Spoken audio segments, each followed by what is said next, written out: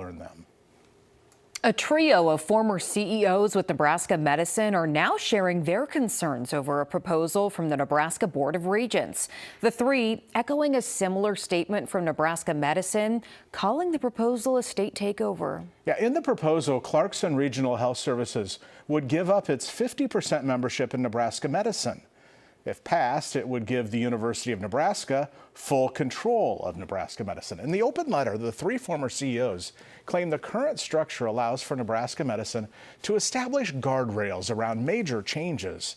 The letter goes on to state those guardrails were put in specifically to prevent the kind of takeover now being proposed. Former CEOs conclude in their letter they want regents to reconsider the current proposal, also encourage regents to engage with Nebraska Medicine to identify a path forward. Right now, Nebraska regents are expected to vote on the proposal Thursday morning. Governor